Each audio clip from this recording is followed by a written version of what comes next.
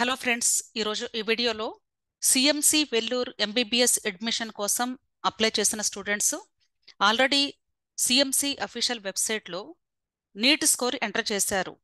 కానీ ఇప్పుడు latest neat score మనకి రిలీజ్ చేశారు కాబట్టి ఆ స్కోర్ని కూడా ఇప్పుడు అప్డేట్ చేయమని మనకి లింక్ని యాక్టివేట్ చేశారు.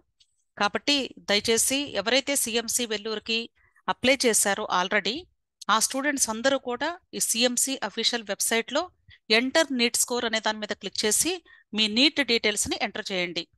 ఇక్కడ మీరు క్లిక్ చేసినప్పుడు అప్లికేషన్ నెంబరు, స్టూడెంట్ యొక్క డేట్ ఆఫ్ బర్త్ అడుగుతుంది.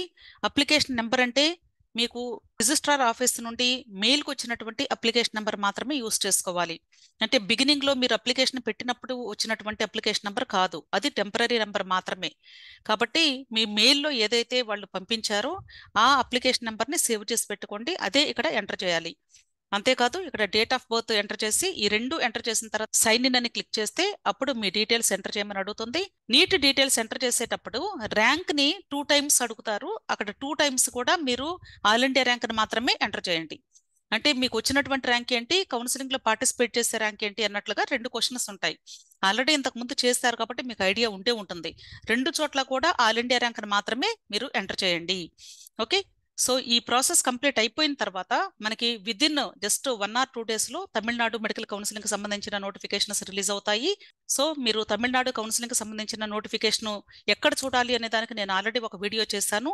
అన్ని వెబ్సైట్స్ ఎలా చూసుకోవాలి అనే దానికి ఒక వీడియో చేశాను. దయచేసి ఆ వీడియోని వాచ్ చేసినట్లయితే మీకు క్లియర్గా అర్థమవుతుంది.